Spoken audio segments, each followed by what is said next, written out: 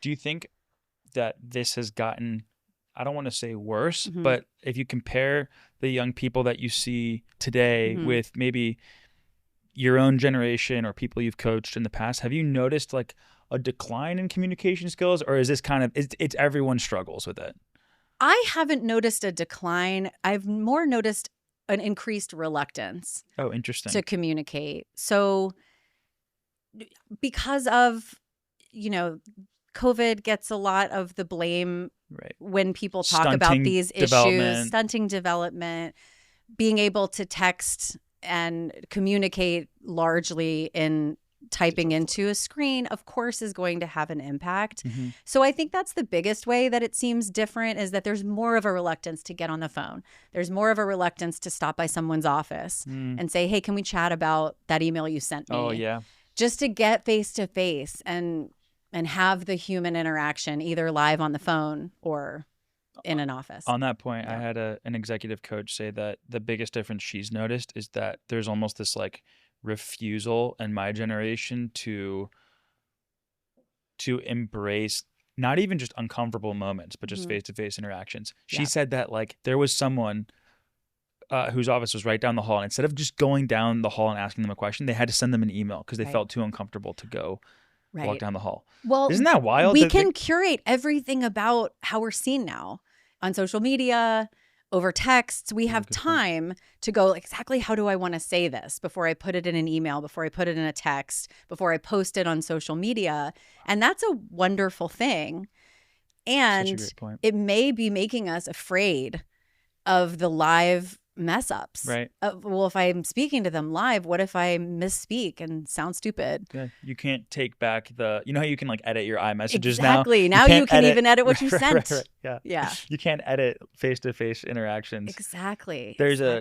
I had a conversation with a university president. He was talking a lot about like keyboard courage. Mm-hmm. How like most of my generation now, they have keyboard courage. They don't have face-to-face courage. They can't handle like tough conversations. They can't handle just the nervousness of in-person things.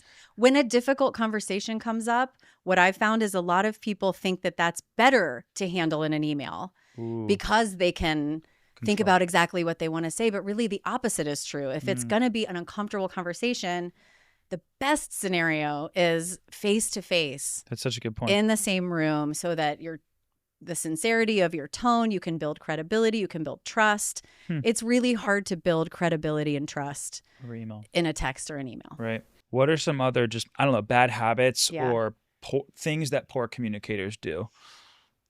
Not landing sentences or ending sentences. Sometimes, particularly with newer attorneys, I will see that everything's kind of one ongoing thought. And it never ends.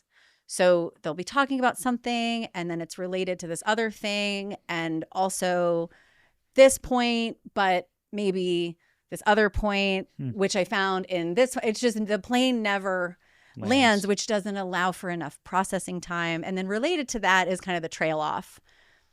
Finishing a sentence, without ever completing the thought. Which isn't that helpful to the listener because again, with the awkwardness, we like to be taken care of. We like to feel like it's okay. And that when the speaker starts to feel uncomfortable trailing off with a word, we feel uncomfortable because we think they can't come up with how to finish. It's just like freeze. Right. And we're all like, is there more? Yeah. I don't know what to do with this. I have people I know who will say something like, they'll start talking about something and they won't even get the thought out and they just go, you know what I mean? And I'm like, no, I don't know what you mean. I haven't heard the thing you're trying to say yet. I do not. Yeah. I have no idea what you're talking about. In your winding and twisting. And we all do it. Yeah. Because we're processing on the fly, but getting in the habit of just ending a sentence, completing the thought and being done with it. Are there any like tips or strategies for like, let's say someone is watching this and is like, oh my gosh, I do that all the time. What would you say? How would you coach them out of that? How do I not do that? So one of the biggest ways, and this helps to address a lot of different habits actually, is thinking of your audience's need to process.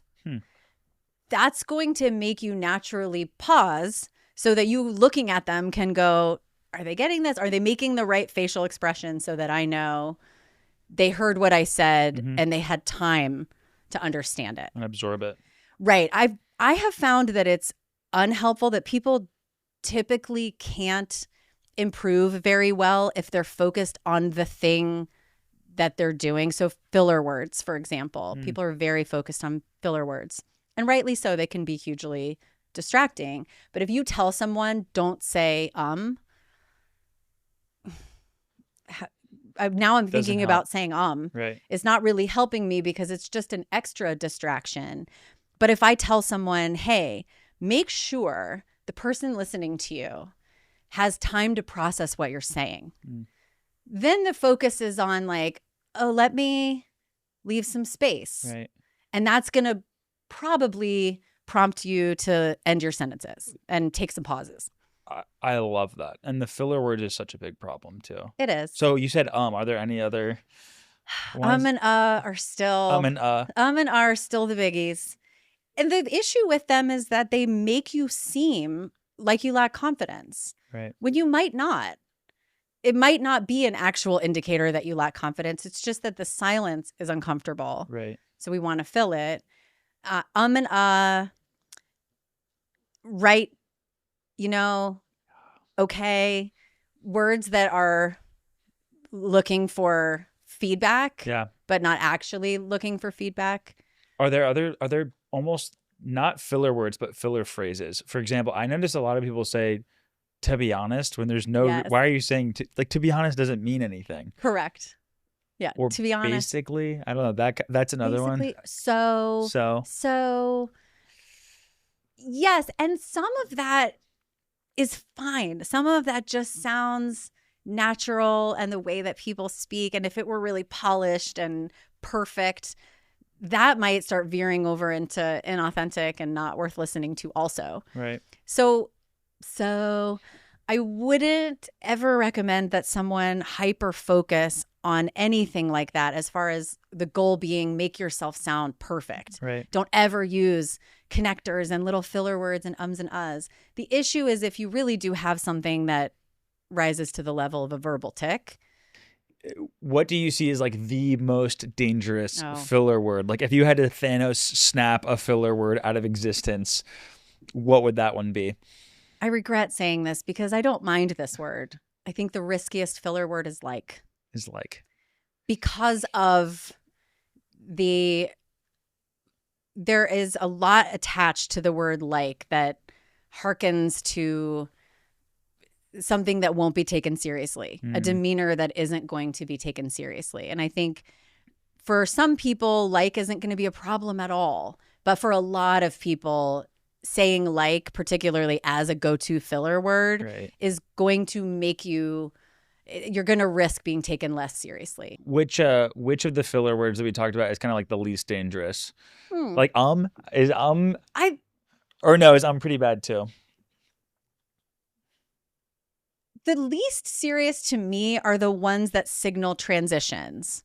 So, and the connecting words that signal I'm moving on to something else. Right. Because ums and uhs, if you're using them too much, they do tend to undermine how confident and how credible you seem. They're in the middle of the sentence, whereas the transition ones are just connecting. They're at least serving some purpose. Right. So long as you're not starting every single sentence with and this and so. Yeah. Is there filler words is such a big. When I first asked you about the number one communication trap, I thought for sure you were gonna say the filler words, but the run-on sentence not landing the plane thing, is for sure a problem. It's so funny that you say that too, because when I coach people, when they finish doing something and we're done and it's time to debrief, a lot of times I'll say, "How do you think that went? How'd that feel?" And almost always the first thing they say is, "I don't think I used very many filler words. I think I didn't say ums and uhs." And I'm like, is that the standard? The only metric we're using to people are so focused on it. I think because it's so concrete. When we speak, we can easily identify, did you say or Right. And so it's easy to focus on that. But maybe a better question is, did you accomplish the goal that you can't, whatever the reason was that you were speaking, did that land? Did it come through? Did the person understand it? Did they get what they needed to get from it? I loved your point from earlier of like really paying attention to how the person you're speaking with is absorbing what you're saying, because that will just naturally leave space for pauses. Yeah. You know what I mean? And definitely. Especially for extroverts too. If the extroverts is like maybe tendency is to overwhelm you, if they just focus on their audience a little bit more, that would solve some of it, I think. It's corrective for all people. Wherever you fall on the range of, I'm fine with getting up in front of people, I have a ton of confidence, a ton of charisma. Right. Great. Are you paying attention to the people around you, or for someone who's much more reserved and much less inclined to get up there in front of people? Are you making sure you're connecting in the room and engaging with people enough that it's going to land? Right. They're going to get it. It's like, either way, it's helpful to just focus on your audience and why you're saying what you're saying. It's such a helpful reframe. If you enjoyed this video, make sure you subscribe. And if there's a friend of yours who you think would benefit from watching this video, make sure you send it to them.